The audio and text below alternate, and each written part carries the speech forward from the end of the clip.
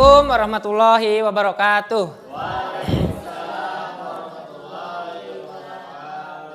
Yang saya hormati Bapak dan Ibu Guru SD Negeri Bingkang 01, komite sekolah, juga tokoh masyarakat. Perkenankan, saya berdiri di sini untuk melaksanakan diseminasi atau istilahnya pengimbasan dari program Guru Penggerak Angkatan 11 yang sudah saya ikuti selama 3 bulan terakhir. Pertama-tama marilah kita panjatkan puja dan puji syukur kehadirat Allah Subhanahu wa taala, di mana berkat segala rahmat dan hidayahnya kita bisa berkumpul dalam acara ini dalam keadaan sehat. Selanjutnya marilah senantiasa kita haturkan sholawat serta salam kepada Nabi besar Muhammad Sallallahu Alaihi Wasallam. Di sini yang saya ingin tekankan Bapak dan Ibu, saya berdiri di sini bukan bersifat untuk menggurui, tapi di sini saya memiliki kewajiban untuk mengimbaskan tentang ilmu yang sudah saya dapatkan selama ini. Maksud dan tujuannya supaya sebagai pendidik, sebagai orang tua, sebagai tokoh masyarakat, kita semakin tingkat kesadaran kita terhadap pentingnya pendidikan juga semakin bertambah. Pada presentasi kali ini saya ingin membawakan materi tentang budaya positif. Nah, budaya positif ini, mengapa harus budaya positif? Karena apa? Sebagaimana yang kita ketahui, pendidikan itu bersifat normatif. Maksudnya apa? Dengan persiapan yang baik, dengan proses yang baik, akan diharapkan hasil pendidikan yang baik. Begitu juga, nah bersumber dari itu maka imbasnya kita akan memperoleh yang dinamakan dengan budaya positif. Yang dimaksud dengan budaya positif ini ya di sekolah ialah nilai-nilai, keyakinan-keyakinan, dan kebiasaan-kebiasaan di sekolah yang berpihak pada murid. Ki Hajar Dewantoro dalam filsafat pendidikannya bahwa murid adalah pusat dari pendidikan atau subjek dalam pendidikan. Supaya murid itu dapat berkembang menjadi pribadi yang kritis, penuh hormat dan bertanggung jawab. Inti dari budaya positif ini meliputi beberapa hal. Yang pertama, perubahan paradigma positif. Maksudnya apa? Paradigma itu suatu pandangan yang kita anggap benar. Sebelumnya ada paradigma lama, sekarang dengan berkembangnya ilmu pengetahuan dan teknologi, berkembangnya zaman, tumbuhlah paradigma baru yang dikenal dengan paradigma positif. Yang kedua ada disiplin positif. Yang ketiga, kita juga harus mengetahui motivasi dari perilaku manusia. Yang keempat, posisi kontrol sebagai seorang guru. Kelima, nilai-nilai kebajikan. Nilai-nilai kebajikan itu apa? Nilai-nilai yang secara universal dianggap benar oleh sebagian besar pendapat manusia. Selanjutnya ada keyakinan kelas. Mungkin selama ini kita cenderung kenal dengan yang namanya peraturan kelas. Peraturan sekolah atau peraturan lingkungan di mana kita tinggal. Nah, untuk kali ini kita akan mempelajari tentang keyakinan kelas. Selanjutnya ada kebutuhan dasar manusia. Kebutuhan dasar manusia itu nanti yang akan berkaitan erat dengan motivasi perilaku manusia.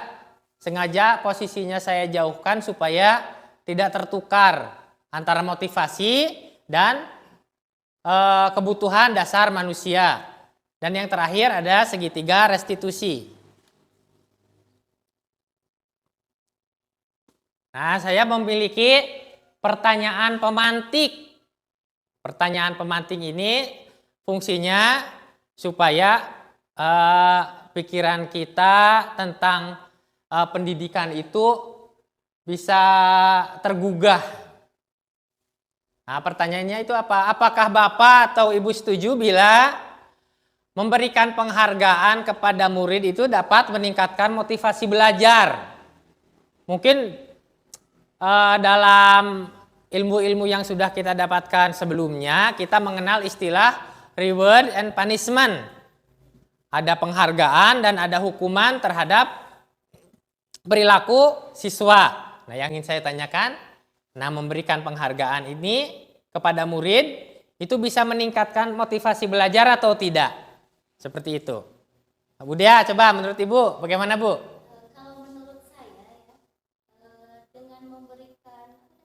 Ya, penghargaan. Tentu saja akan meningkatkan motivasi belajar. Contohnya di kelas. Ya. Kita kan saya sudah menerapkan apabila ada yang mendapat nilai 100 saya kasih bintang. Ya. Nah, jadi murid-murid itu berlomba. Ya. Berlomba agar dia mendapatkan nilai yang lebih tinggi dari teman-temannya. Ya. Tentu saja itu menjadi motivasi dalam belajar. Ya. Bisa. Terima kasih pendapat dari Bu Dea. Menurut Bu Erna, apakah reward atau penghargaan yang diberikan oleh murid kepada siswa yang berprestasi itu bisa meningkatkan motivasi belajar siswa tersebut? Tentu saja menurut saya kalau siswa diberi penghargaan setiap kenaikan kelas, pasti anak-anak akan berusaha semaksimal mungkin untuk meningkatkan belajar agar mendapatkan nilai yang paling baik. Ya. Pendapat Bu Dea, Bu Erna sudah sama. Apakah ada yang memiliki pendapat yang berbeda? Pada dasarnya sama sih. Ya, sama. Contohnya kemarin di kelas saya Ya. Di kelas 1 siapa yang bisa menjawab? Nah, ketika jawaban itu kan saya kasih bintang atau apa ya? Ya, bisa. Nah, pertanyaan ini sengaja saya munculkan untuk menggali pendapat-pendapat lain yang sudah saya pelajari. Nah, paradigma lama berpendapat bahwa reward and punishment dapat meningkatkan motivasi belajar siswa. Bagaimana dengan paradigma baru? Ternyata dalam membangun budaya positif, sekolah dapat menyediakan lingkungan yang positif, aman dan nyaman, agar siswa mampu berpikir, bertindak, dan mencipta dengan merdeka. Karena sekarang kan kurikulum merdeka. Kenapa kurikulum merdeka? Ki Hajar Dewantoro dalam filsafat pendidikannya yang sudah saya kemukakan tadi, jadi anak sebagai subjek, jadi semuanya mengikuti apa yang dicita-citakan oleh anak. Jadi bukan apa yang dikehendaki oleh anak. Ya. Mengapa? Cita-cita itu biasanya tertanam dari lubuk hati yang paling dalam. Pokoknya saya ingin seperti itu. Merdeka, anak boleh memilih, istilahnya bisa memilih apa yang menjadi tujuan besar mereka. Nah, pada umumnya disiplin sangat berkaitan dengan kontrol guru terhadap siswa. Nah, ini ada pendapat menurut Dr. William Glaser dalam teorinya menyatakan bahwa ini ternyata pada paradigma lama terjadi miskonsepsi. Jadi terjadi kekeliruan untuk bisa diterapkan pada paradigma yang baru. Kenapa? Karena pendidikan itu harus sesuai dengan kodrat zaman. Kita menganggap bahwa kurikulum tahun 94 misalnya adalah kurikulum terbaik. Kenapa? Karena saya dulu dididik oleh kurikulum itu dan merasa bahwa itu merupakan kurikulum terbaik. Tetapi ternyata zaman sudah berganti.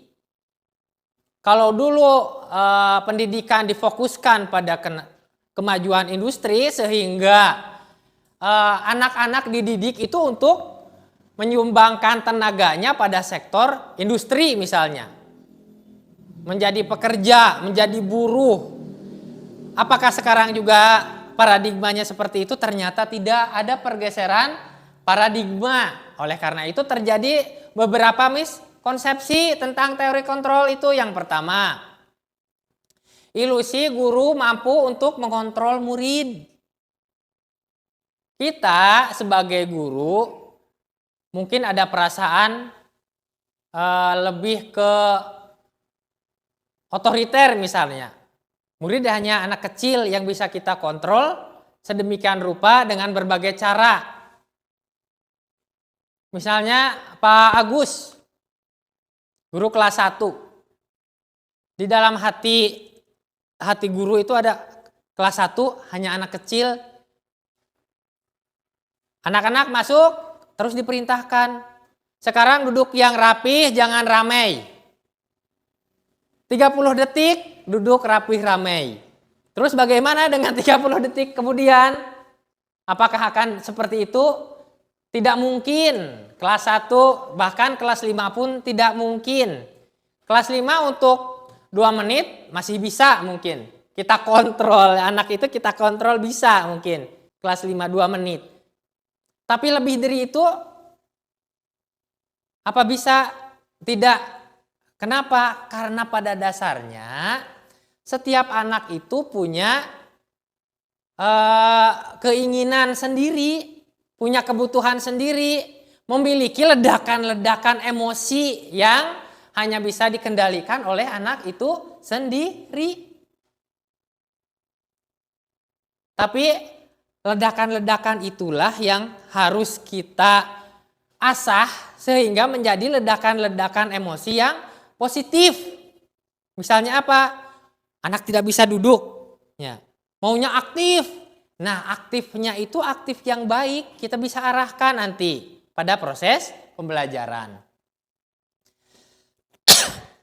Yang kedua, ilusi yang kedua. Ilusi bahwa kritik dan membuat rasa bersalah mampu untuk menguatkan karakter.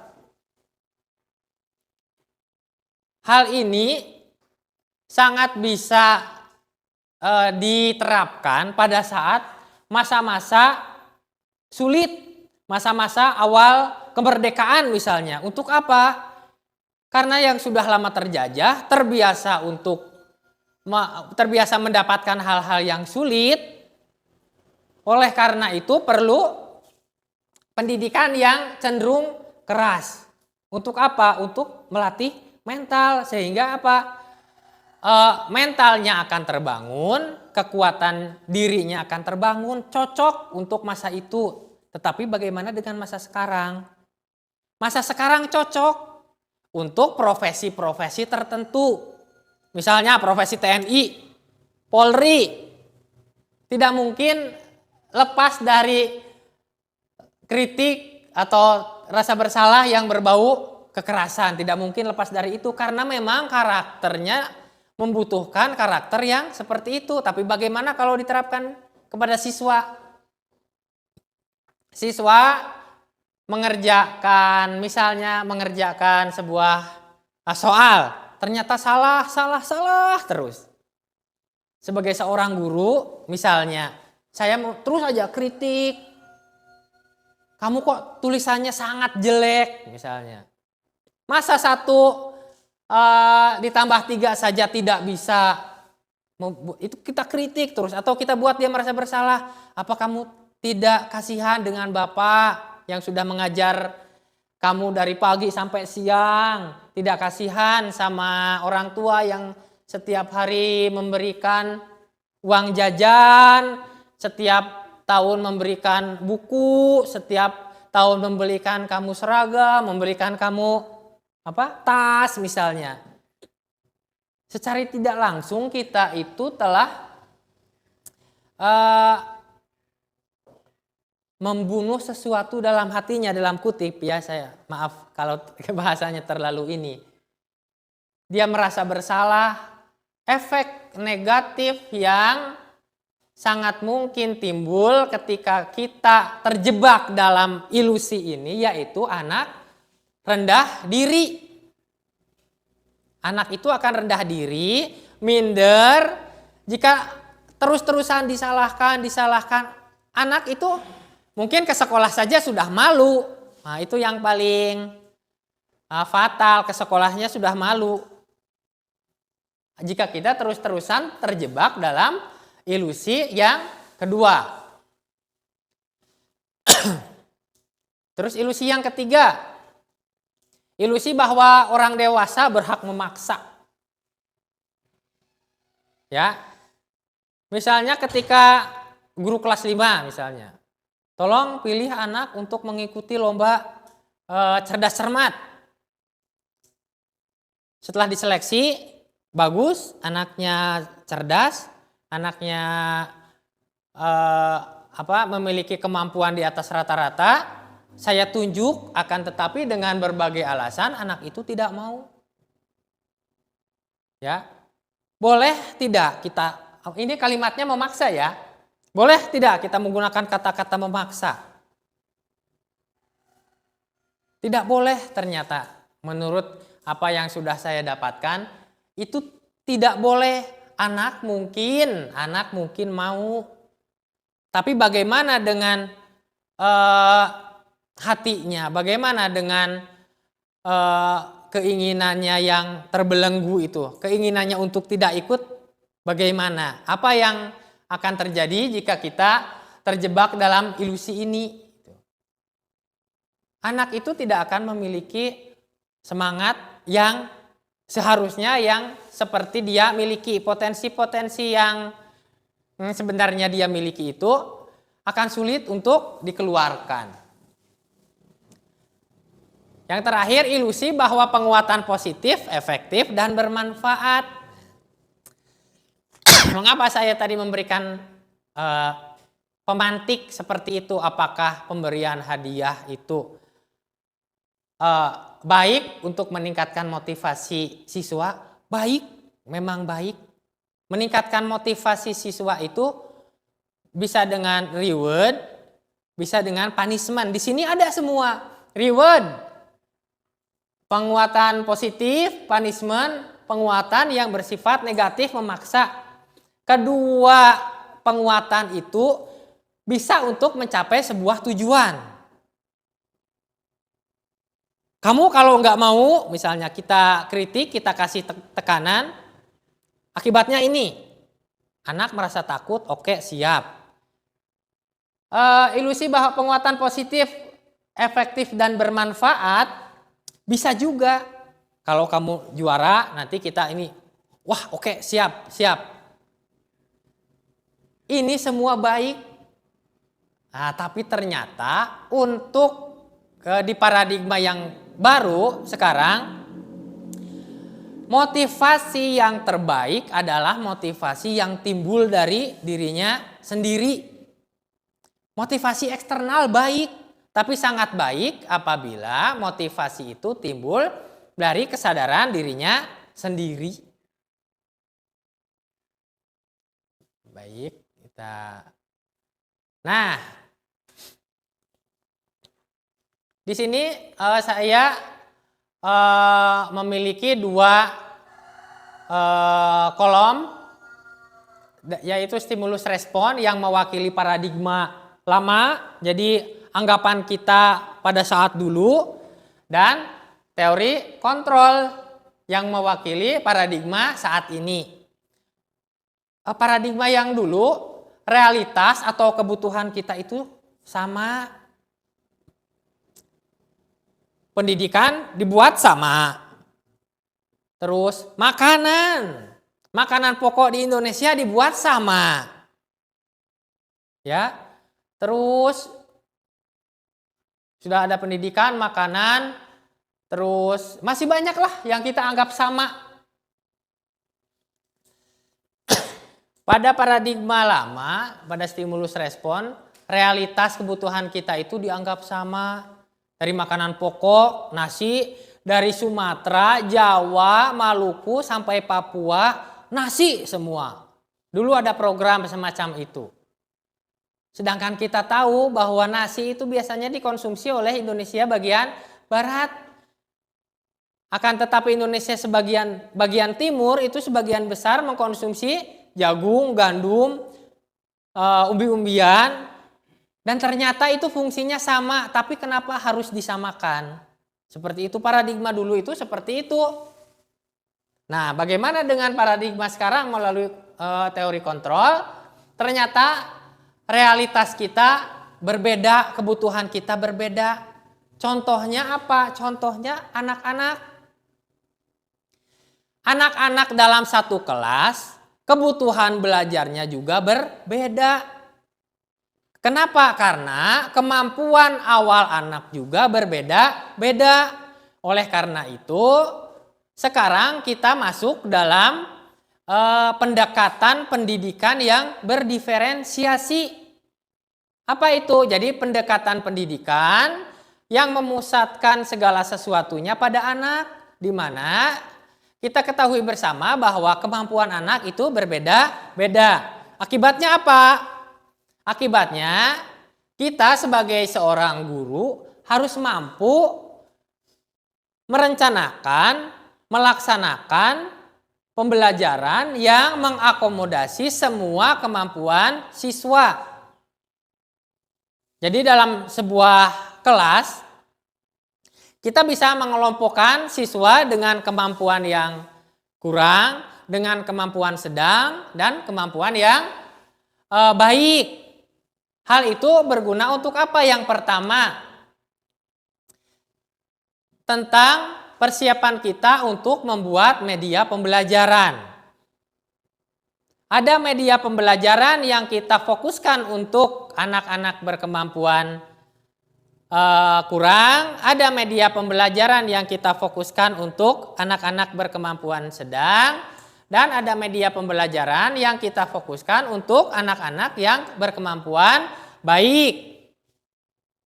Media pembelajaran itu memiliki cara yang beda, tetapi maksud dan tujuannya menyampaikan materi yang sama. Anak yang memiliki karakteristik aktif misalnya, tidak cukup kita hanya membuat sebuah lembar kerja misalnya. Karena apa? Karena kebutuhannya beda. Anak yang dengan kemampuan kinestetik yang baik memerlukan media pembelajaran yang mengakomodasi kebutuhannya. Saya mah cukup membaca, ngapain saya harus melihat poster, harus melihat video, harus melihat apa? Saya dengan membaca sudah mampu untuk menguasai materi tersebut. Misalnya, anak dengan kemampuan kurang, maka kita harus menggunakan media pembelajaran yang memenuhi kebutuhan panca inderanya. Misalnya, mengapa kita media pembelajaran berupa video pembelajaran itu digunakan? Karena bisa kita dengar, media pembelajaran itu bisa kita dengar, bisa kita lihat. Sehingga dengan dua panca indera yang digunakan diharapkan mampu untuk menyampaikan materi kepada anak dengan baik. Yang kedua, semua orang melihat yang sama pada stimulus respon. Akan tetapi pada teori kontrol ternyata setiap orang memiliki gambaran yang berbeda-beda. Misalnya apa? Ada seorang anak, Bima misalnya. Anak itu pendiam, pembelajarannya tidak terlalu fokus. Dulu mungkin guru-guru kita yang dulu beranggapan bahwa anak itu kurang lah, dinilainya kurang. Akan tetapi pada paradigma sekarang dengan pendidikan berdiferensiasi, kita harus bisa melihat sisi lain dari anak itu. Jika dalam kemampuan kognitifnya kurang, apakah di kemampuan kinestetiknya juga kurang? Misalnya kemampuan olahraga. Ternyata anak itu pada kemampuan untuk menerima pembelajaran matematika dan IPA susah. Tetapi pada saat berlari dia paling cepat. Pada saat lompat jauh dia yang paling jauh. Pada saat berkesenian dia yang memiliki kemampuan menyanyi paling baik. Oleh karena itu kebijakan ini yang membuat kita jarang sekali untuk membuat anak itu tidak naik kelas. Karena memang sistem pendidikan yang sekarang itu tidak hanya memandang anak dari segi kognitifnya saja. Ya. Selanjutnya kita mencoba mengubah orang agar berpandangan sama dengan kita. Itu paradigma yang dulu. Sedangkan pada paradigma yang baru, kita berusaha memahami pandangan orang lain tentang dunia. Misalnya Bu Erna, pada liburan bulan Desember, saya mau berlibur ke Tokyo. Bu Erna mau ikut? Ya kenapa Bu Erna ikut? Saya ada yang ngajak gratis nggak bayar. Bu Erna mau ikut? Ya. Mau ikut? Ada yang bayarin? Udah punya tiketnya? Ih, punya tiketnya enggak? Pak Karsa mau punya buat beli tiket? Ada? Saya mah ada yang bayarin. Berarti bisa ikut atau tidak? Kalau saya paksa, jual rumah lah beli tiket, mau? Nah, bisa. Guru, kita mencoba mengubah orang, maksudnya orang ini bisa kita persepsikan sebagai murid, berpandangan sama dengan kita. Anak-anak Indonesia dijajah 350 tahun. Pak Guru nggak setuju. Kemarin saya membaca artikel atau melihat YouTube, ternyata 350 tahun itu bukan waktu kita dijajah, Pak. Karena apa? Alasan saya, karena ternyata Cornelis de Houtman itu datang ke Banten itu bukan buat menjajah.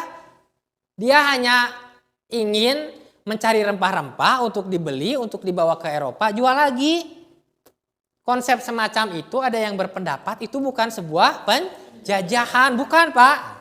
Wah saya kan langsung itu ya, apa namanya, ya terkesima lah boleh. Ternyata kita itu tidak bisa mengubah persepsi orang pada zaman sekarang ya dengan persepsi yang sudah kita punya. Karena apa? Karena zaman udah berbeda, zaman udah sangat terbuka, kita bisa belajar dari mana saja. Kalau kita terus memaksa, apa pandangan anak atau pandangan siapapun menyangkanya kita itu jadi kurang update. Ilmu yang kita punya itu hanya itu saja. Misalnya semacam itu. Kita itu berusaha memahami pandangan orang lain, berusaha, oh ternyata anak kita itu bisa lebih terbuka daripada kita sendiri. Kita tidak mungkin terus-terusan terkungkung dalam ilmu yang sudah kita dapatkan dari dulu tanpa kita mencari referensi yang lain pada zaman saat ini. Karena apa? Karena sumber belajar sudah sangat banyak. Selanjutnya, perilaku buruk dilihat sebagai suatu kesalahan. Seperti yang saya contohkan yang tadi. Anak itu diam, ditanya salah. Kita ternyata pendapat bahwa kita menganggap anak itu sebagai anak yang kurang berprestasi itu salah. Karena apa? Karena ternyata di balik perilaku buruk itu ada perilaku lain yang belum kita temukan semacam itu. Orang lain bisa mengontrol saya. orang lain bisa mengontrol diri kita. Bisa atau tidak orang mengontrol kita? Tidak bisa, jangankan orang lain. Kadang-kadang pasangan hidup juga kita tidak bisa. Kenapa? Karena kita tercipta dari segala sesuatunya itu juga berbeda. Keinginan kita berbeda. Yang ada itu apa? Kita itu hanya bisa mengontrol diri kita sendiri. Itulah mengapa tadi, ya selanjutnya, saya bisa mengontrol orang lain. Kebalikannya dari pendapat yang di atasnya, bisa tidak saya mengontrol orang lain? Kita itu dulu itu boleh, karena apa? Karena kita dulu butuh persatuan. Enggak peduli orang mau ikhlas, mau enggak, pokoknya bersatu untuk apa? Untuk mengusir penjajah dulu. Nah sekarang, di era kemerdekaan kita mau berusaha mengontrol orang lain. Itu beda, karena apa? Karena kita sudah memiliki kehendak sendiri.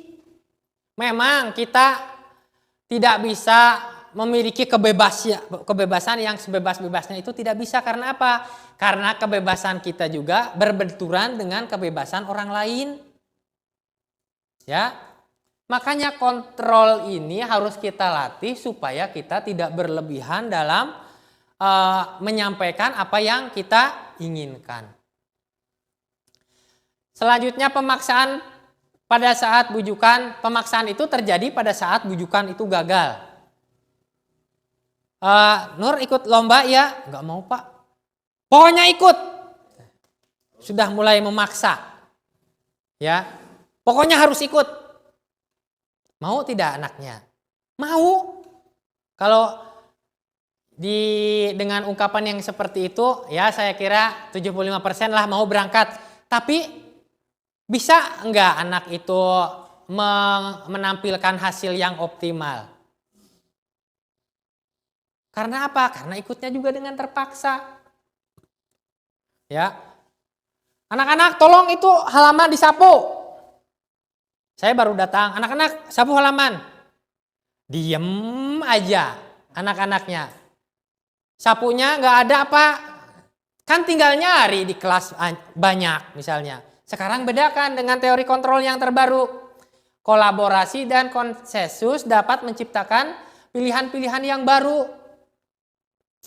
Bandingkan dengan yang ini. Anak-anak, ayo ikut Bapak sama-sama nyapu. Saya pernah mempraktekkan itu. Dan tidak harus menunggu.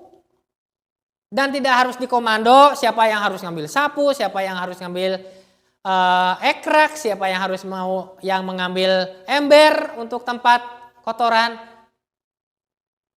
Itulah mengapa diperlukan pada saat ini kolaborasi dan konsensus itu menjadi pilihan yang tepat.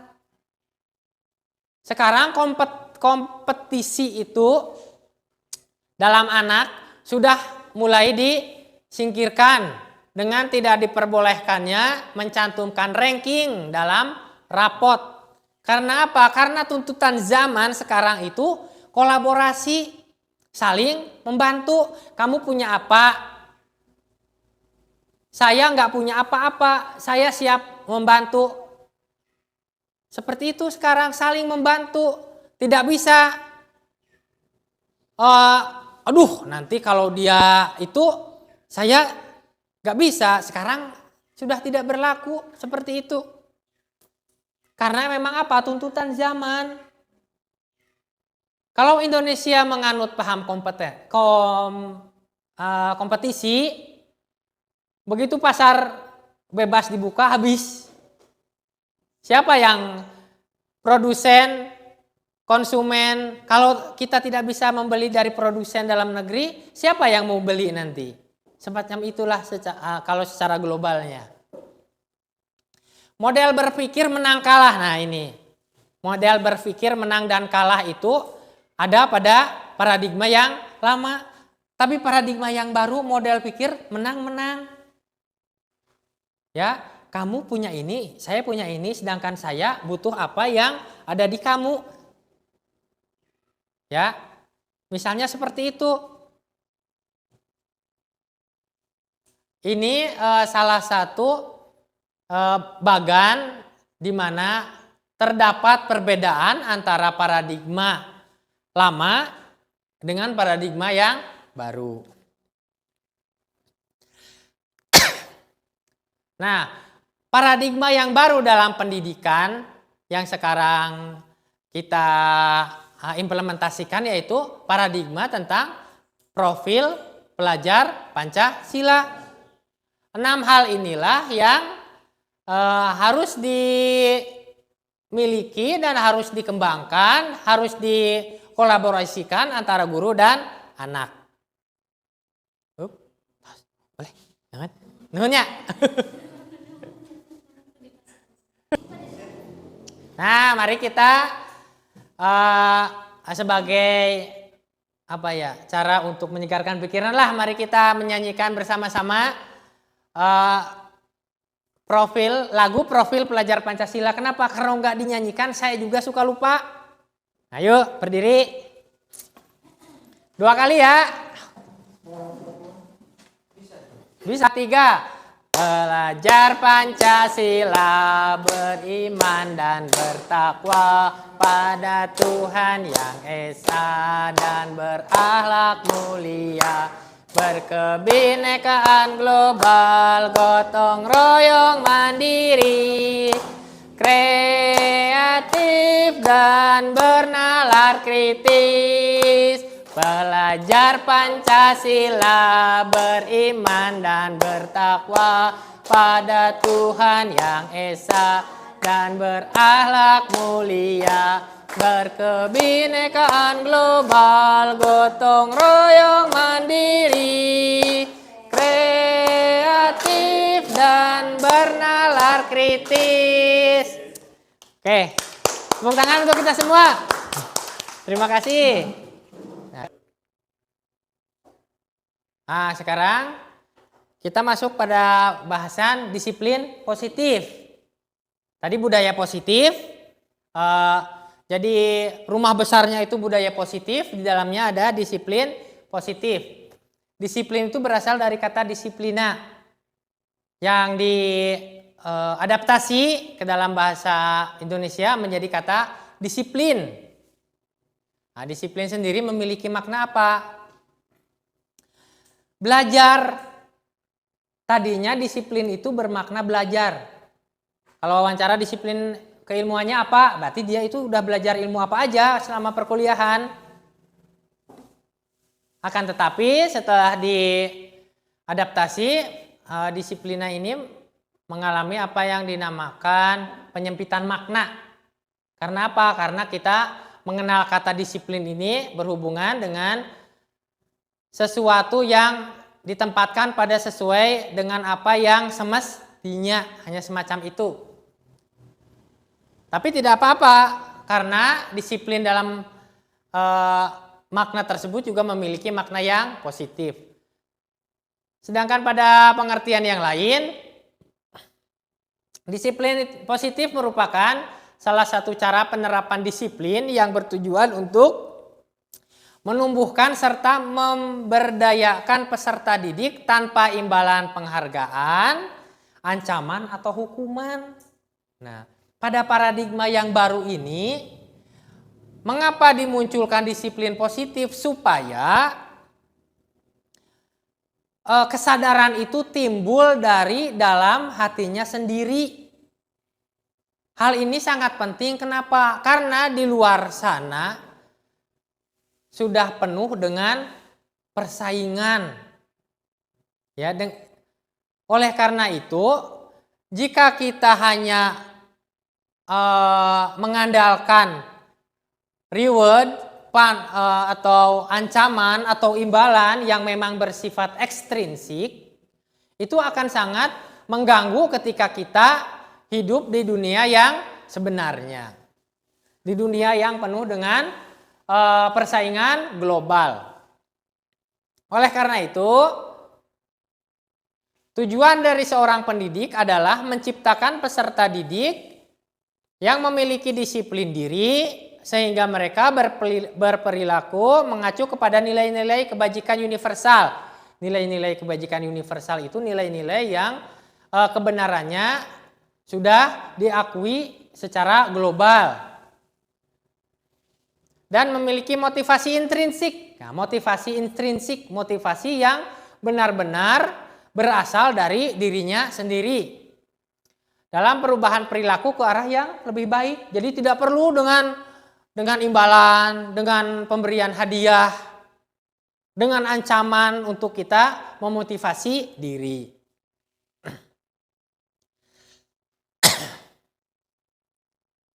Nah,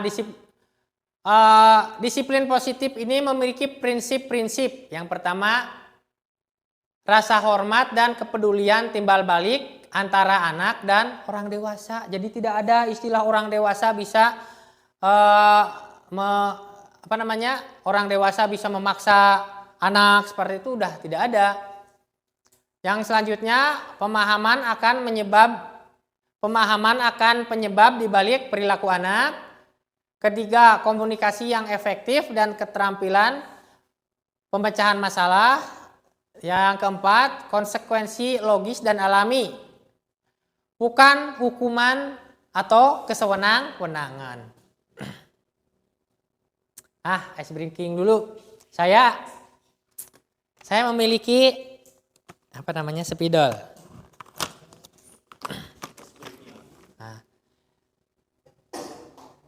Whiteboard. Ini sangat diperlukan oleh guru. Kadang-kadang kita harus sampai ke kelas lain untuk mencari ini. Sekarang 2 orang, saya berikan 1. Salah. Ini kepada dia. Ini 1 buat berdua.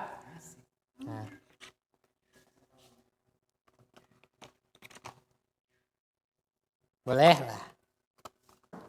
Nah, sekarang anggap spidol itu adalah barang yang paling berharga. Coba dipegang, anggap. Itu barang yang paling berharga. Kalau saya nggak ini susah, ngajar susah pokoknya. Akan tetapi ada yang datang dan ingin mengambil spidol itu. Yang satu berusaha merebut, yang satu berusaha mempertahankan. Coba saya beri waktu 2 menit lah. Bagaimana caranya spidol bisa berpindah tangan? Ayo. Gimana? Dengan berbagai alasan. Ayo. 2 menit. Ya sama, Nur. Ibu Rayu, bagaimana caranya spidol itu bisa berpindah tangan? Sok, ayo, gimana? Ayo. Ya, sok. 2 menit. Silahkan terserah. Sok, gimana coba? Kita mah yang punya. Iya, ini mah yang punya. Kita sebagai manusia itu. Kita ingin mempertahankan, tapi ada orang yang membutuhkan juga. Nah, ayo. Boleh.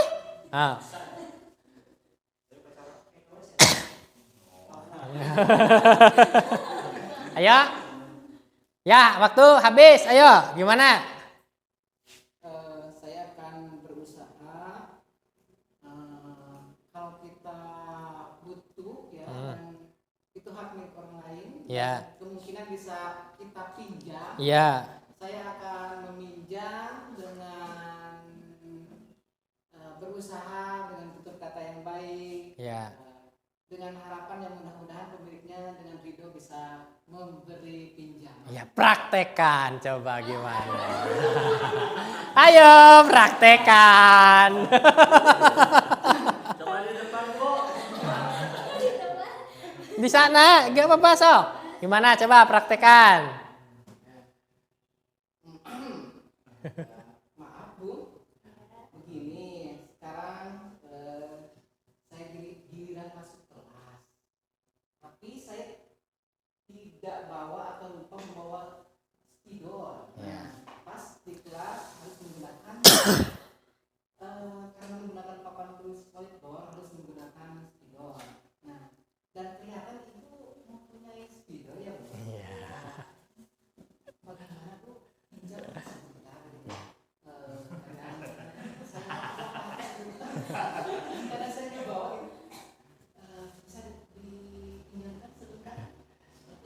Iya, sok. Begini ya Pak Carwan, maaf karena kalau saya pinjamkan kan Pak Carwan kadang lupa mengembalikan. Saya juga sebenarnya ini masih butuh lagi untuk mengajar nanti setelah Pak Carwan. Nah, mohon maaf sekali karena saya harus mempertahankan apa yang saya miliki ini. Saya tidak akan memberikannya kepada Pak Carwan. Mohonlah Bu untuk kali ini saja, karena saya butuh nih. Kalau saya tidak minjam sama ibu sama siapa lagi, karena yang lain juga kayaknya nggak bawa atau lupa ya.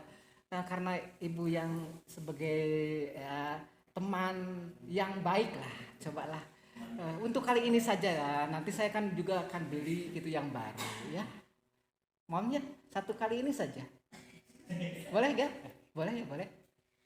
Begini, saya akan tetap kekeh mempertahankan ini, tapi saya akan memberikan beberapa solusi. Ya. Selain menggunakan spidol ini, mungkin Bapak bisa menggunakan media lain. Bisa InFocus, Bapak mengetik di laptop gitu ya. Silahkan Bapak mencari solusi lain selain meminjam apa yang harus saya pertahankan. Begini Bu, berhubung ini sangat membutuhkan dan hal ini untuk materi atau media pembelajaran yang ingin saya sampaikan itu kayaknya tidak bisa diganti yang lain, harus dengan spidol gitu. Jadi mohonlah untuk satu kali atau satu hari ini aja, sebelum nanti kan kalau sudah selesai janji saya akan kembalikan ke Ibu ya. Mohon ya Bu.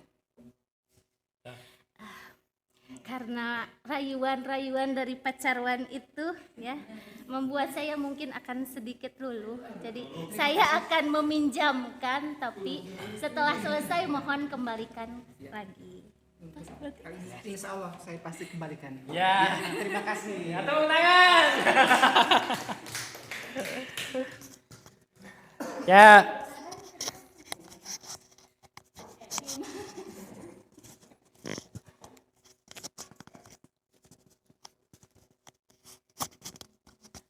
Ya,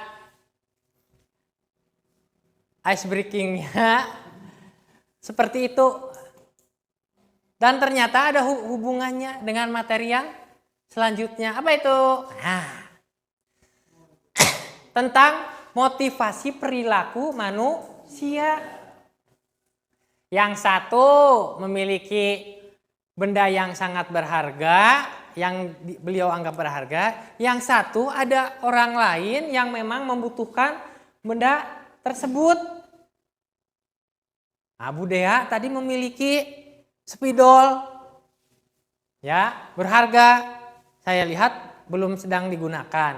Wah, ada Pak Carwan ini membutuhkan spidol ya Pak, yang memang urgent sekali nih, harus dipinjam karena Pak Carwan lupa. Nah, ini akan sangat berkaitan dengan motivasi perilaku manusia.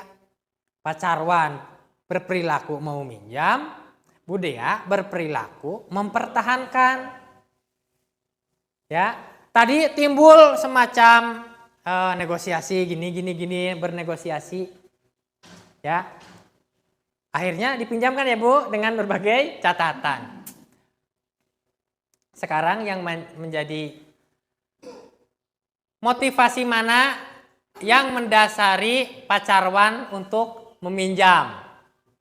Nah, coba Pak Carwan, dari 3 motivasi ini untuk menghindari ketidaknyamanan atau hukuman, untuk mendapatkan imbalan, untuk menjadi orang yang menghargai diri sendiri dan nilai-nilai yang dipercayai. Pak Carwan tadi pinjam untuk apa sih sebenarnya Pak ini?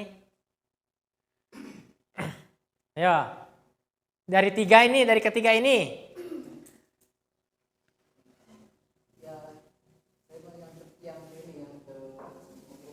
Ya, untuk menjadi untuk menjadi orang yang diinginkan sebagai guru yang ideal kan harus bawa ini ya. Wah, saya masa guru nggak punya spidol kan malu.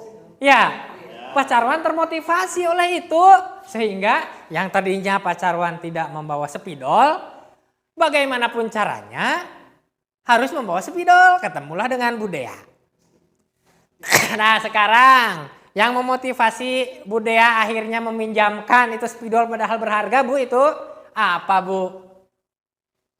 Mungkin sama seperti pacaran, yaitu untuk menjadi orang yang mereka inginkan dan menghargai diri sendiri dengan nilai-nilai yang dipercayainya. Itu dengan meminjamkan pacaran spidol, mungkin juga akan menghargai dirinya ya sebagai guru, itu membawa spidol ke kelas, dan juga untuk menghargai sesama profesi. Iya betul. Boleh. Karena apa? Karena ternyata motivasi perilaku manusia itu, manusia berperilaku itu terbagi menjadi 3 kelompok besar. Yang pertama untuk menghindari ketidaknyamanan atau hukuman. Saya malah menyangkanya tadi, kalau bahasa Sundanya daripada rujit ya. Nah, daripada rujit ya. Untuk ternyata, untuk menghindari ketidaknyamanan. Wah, ya marah rusuh ya pacaran. Injem bae nih, yang penting jangan hilang. Nah, kalau jawaban dalam diri Budaya itu seperti itu, masuk ke golongan 1. Untuk menghindari ketidaknyamanan atau hukuman. Kalau hukuman misalnya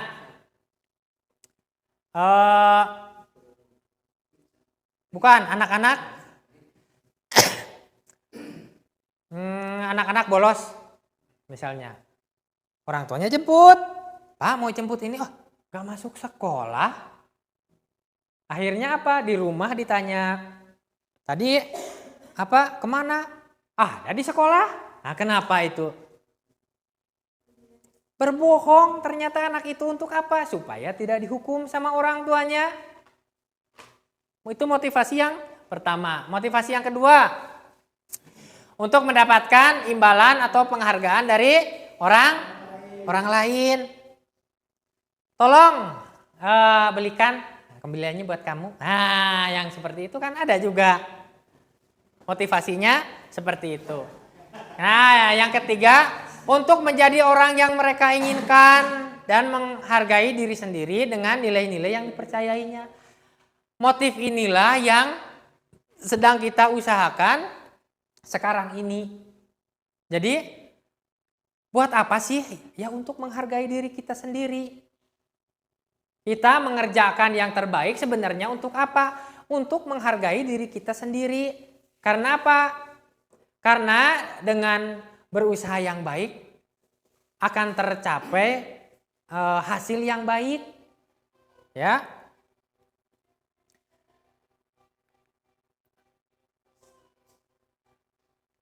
Terus ada pertanyaan pemantik juga ini.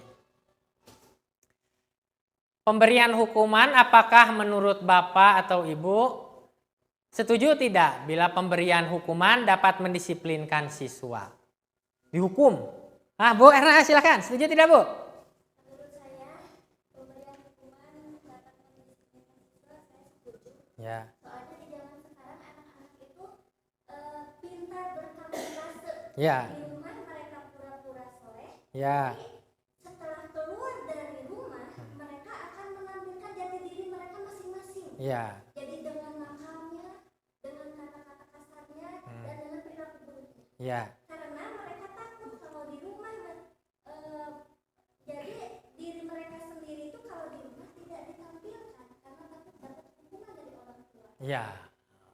Tapi kalau di sekolah pemberian hukuman itu bisa mendisiplinkan siswa kan? Ya, ya. Bisa. Ya. Soalnya mereka takut, pasti takut akan dilaporkan kepada orang tuanya. Ya, masuk akal.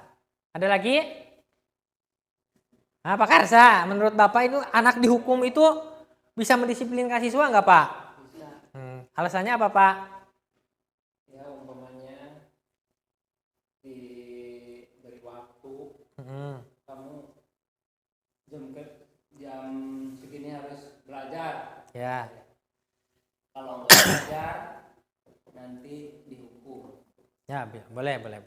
Nah, pertanyaan pemantik ini sebagai awal dari materi yang selanjutnya. Nah, posisi kontrol guru. ternyata posisi kontrol guru itu ada 5. Yang pertama sebagai penghukum. Guru yang suka menghukum. Datang terlambat. Bersihin WC. Nah, misalnya seperti itu. Kata-katanya keras dan kasar. Tujuannya apa? Memang untuk menyakiti, supaya tujuannya juga supaya bisa masuk gitulah. Ketika dari hati masuk, pikiran masuk, perbuatannya masuk, mungkin supaya lebih diingat maksudnya. Yang kedua sebagai pembuat merasa bersalah. Seperti tadi, sudah diingatkan beberapa kali, tetap aja kayak gitu. Jadi anak itu merasa bersalah nantinya. Nah, sebagai teman. Ayo, kalau sebagai teman. Yuk, Kadia. Tenang. Selangting tidak usah takut, tenang dengan Pak Guru mah santai. Nah, bahasanya sudah mulai lembut. Sebagai pemantau, apa yang kita pantau? Biasanya kan aturan. Kamu terlambat, masih ingat nggak aturannya? Nah, konsekuensinya apa kalau datang terlambat? Nah, itu sebagai pemantau. Sedangkan sebagai manajer hampir sama, tapi yang sebagai manajer itu kita melakukan semacam wawancara dan menjatuhkan semacam konsekuensinya itu yang milih anak yang bersalah. Contohnya, mau diulangi lagi atau tidak? Tidak, apa mau lebih baik? Janji mulai kapan kamu akan berbuat lebih baik? Mulai hari ini misalnya semacam itu.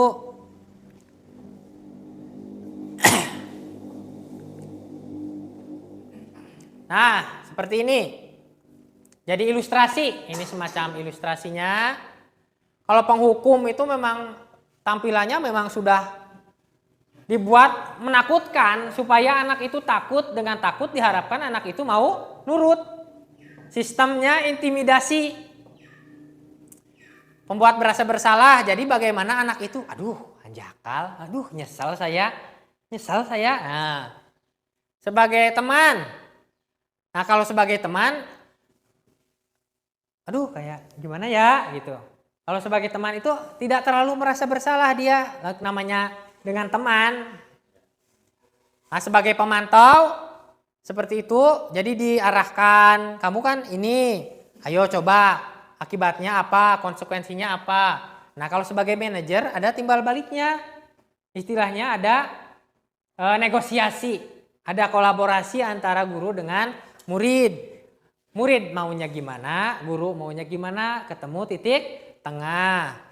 Hal ini penting supaya apa? Supaya maksudnya sama, agar lebih mengena.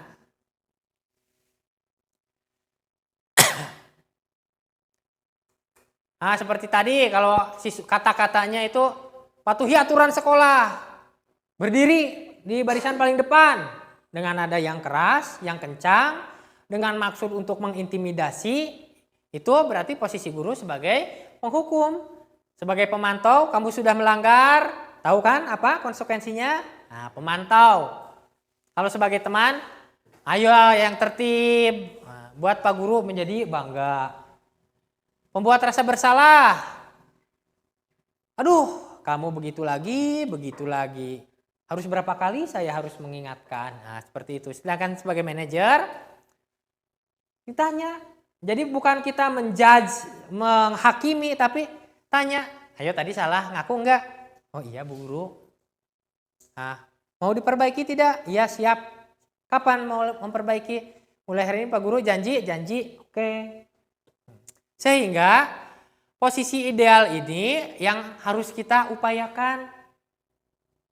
Supaya apa? Supaya terjadi budaya positif, tidak ada satu pihak yang tersakiti. Benang merahnya itu. Nah, ini ada beberapa contoh misalnya. Supaya lebih jelas nih. Terlambat ini. Nah, ini celingukannya udah kelihatan itu kira-kira mau apa ya gitu. Waduh. Sini kamu. Selamat pagi Bu. Selalu terlambat.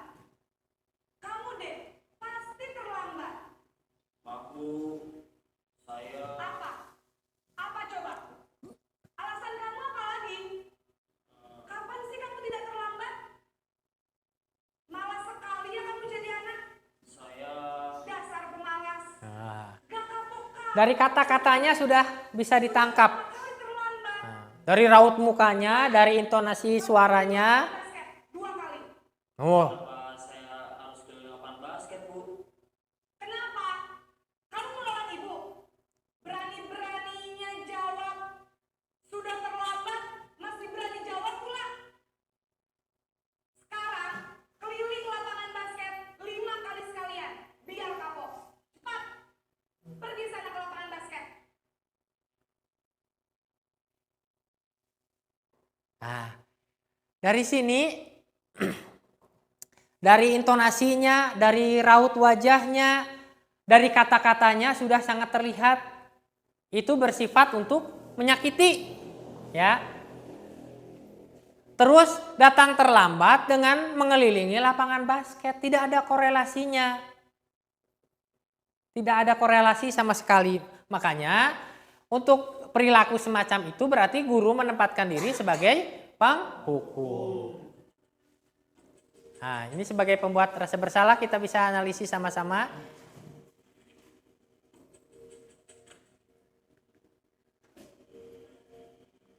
Naren,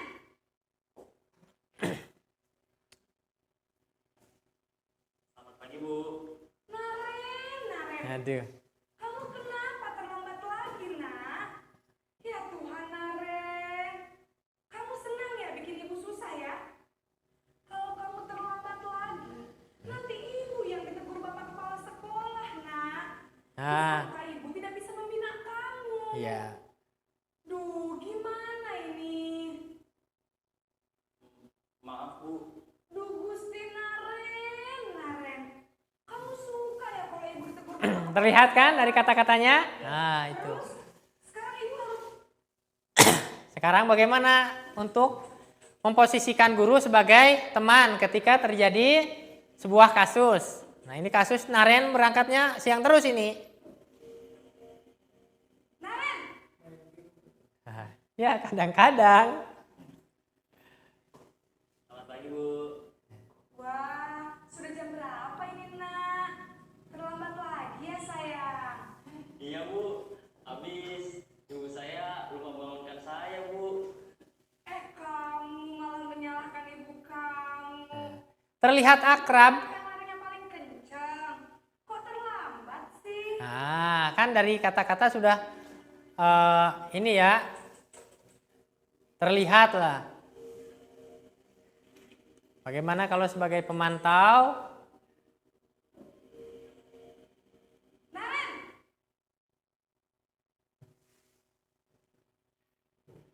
Selamat pagi, Bu. Naren, apa peraturan sekolah kita tentang jam Nah, langsung. harus masuk sekolah, nak? Nah, yang ditanyakan aturannya. Harus di sekolah jam 7, Bu.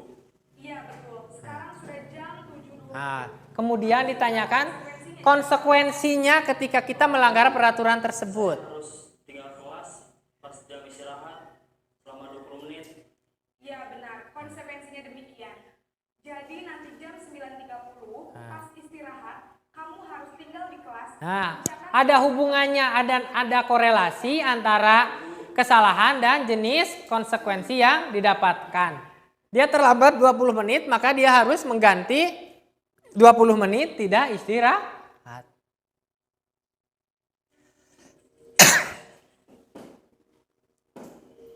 Ini kondisi ideal yang kita harapkan bersama-sama, yaitu posisi guru sebagai manajer.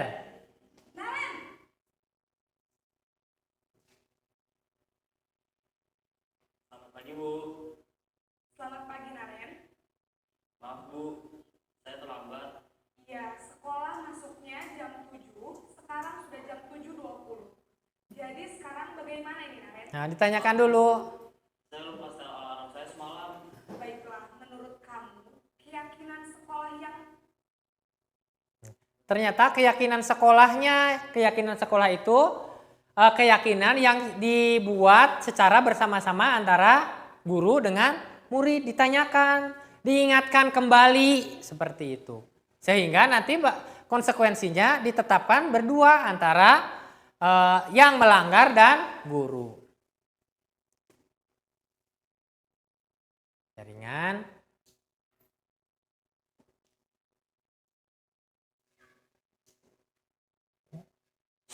Oh, udah bisa jam Chan? Nah, setelah apa yang saya sebutkan tadi tentang keyakinan kelas itu disusun antara guru dengan murid, di mana guru itu menampung aspirasi dari setiap murid. Nah, seperti ini, murid maju satu persatu ke depan kelas untuk membuat sebuah keyakinan yang mereka yakini.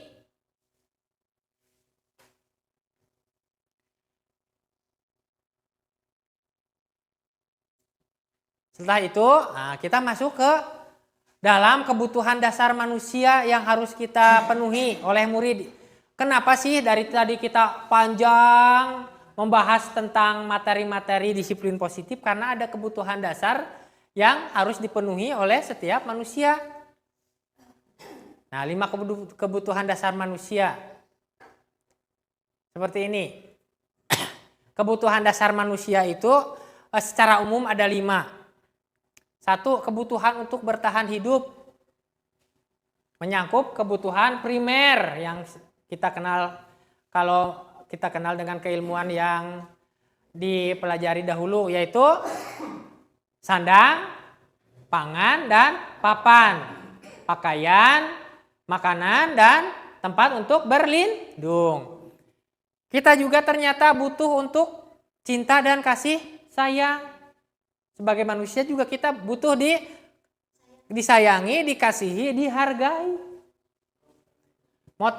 Kebutuhan yang ketiga tentang kebebasan. Kebebasan, rasa kemerdekaan, bebas untuk memilih cita-cita, bebas untuk memilih jalan hidup. Dengan catatan, tidak ada kebebasan yang sebebas-bebasnya karena kebebasan kita berbenturan dengan kebebasan orang lain. Kesenangan, hobi. Kalau kita sudah hobi, mancing. Jauh kita mancing ke Cilacap misalnya. Dapat ikan 3 kilo, modalnya 500.000. Kalau tidak punya kebutuhan kesenangan, kita bisa tinggal beli 1 kilo 40.000 misalnya.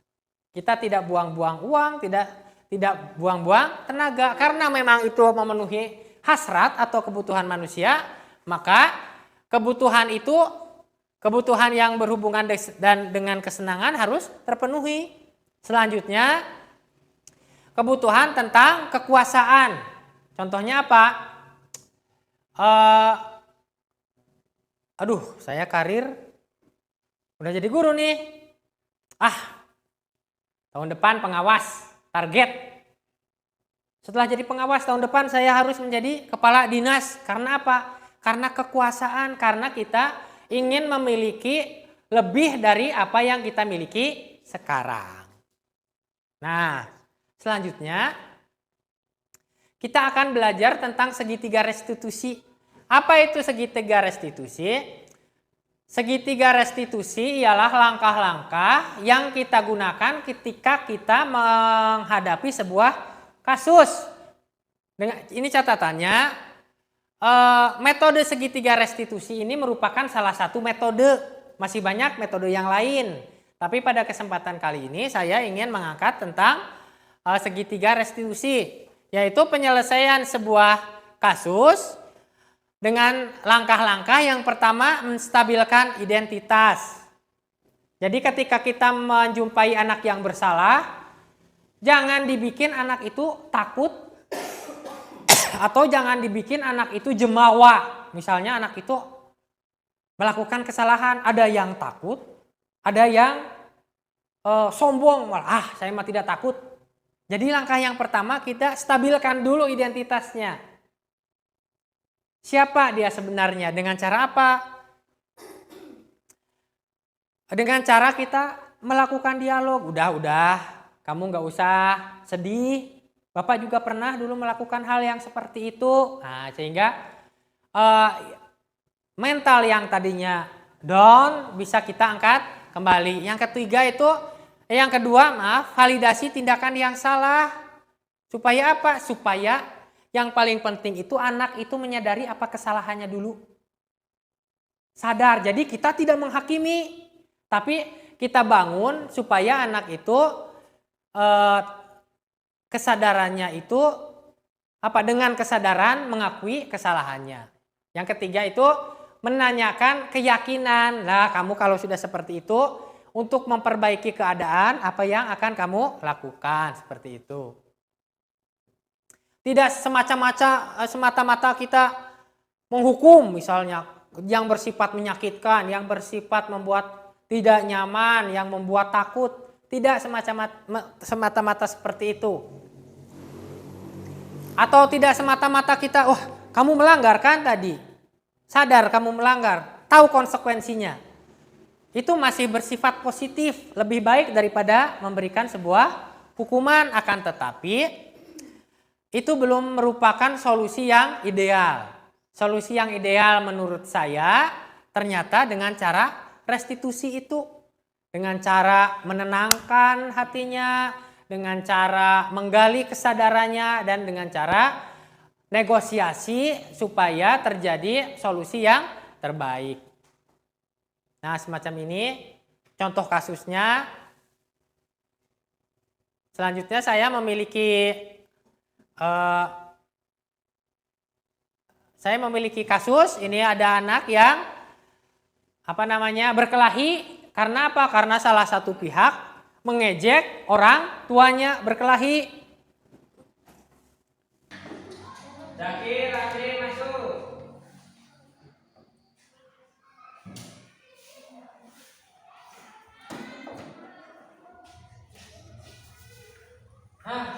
Coba. Kalian tahu nggak kenapa kalian Pak Guru panggil ke sini? Karena berkelahi. Kenapa? Karena berkelahi. Coba Pak Guru tanya. Kenapa kamu berkelahi dengan Raffi Jaki? Karena Raffi mengejek nama orang tua saya. Apa iya seperti itu?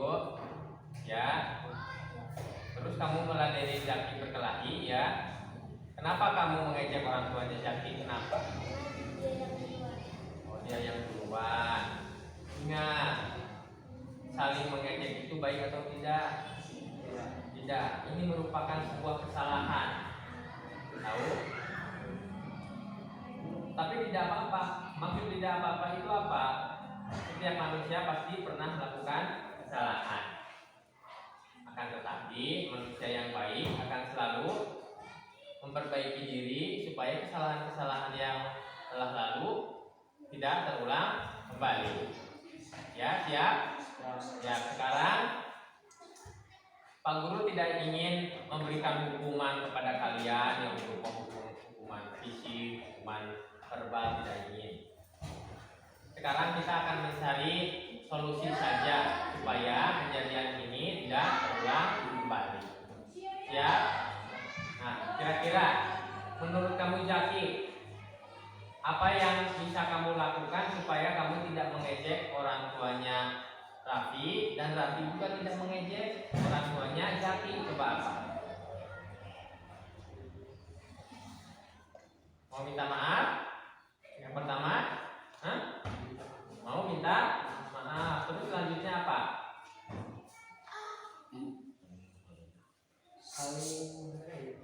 Saling menghargai. Terus Raffi, apa menurut kamu?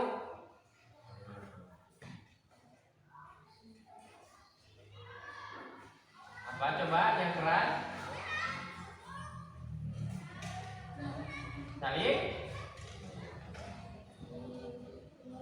Ya, saling menghormati.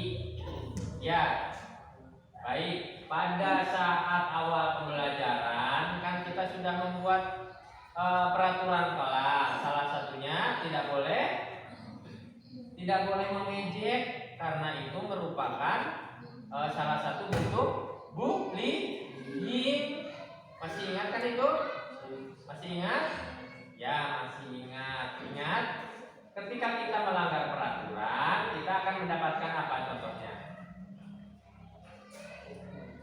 Hukuman. Harusnya mendapatkan hukuman, harus mendapatkan sanksi. Tapi sebelum itu terjadi, Pak Guru ingin mencegah perbuatan ini terulang kembali. Baik, sekarang Pak Guru ingin melihat kamu bersalaman. Coba berdiri. Berdiri bersalaman. Ya, bersalaman. Silakan beri kembali keluar. Demikian, semoga apa yang sudah kita laksanakan ini mendapatkan manfaat bagi kita semua. Amin. Terima kasih sekali lagi saya ucapkan. Assalamualaikum warahmatullahi wabarakatuh.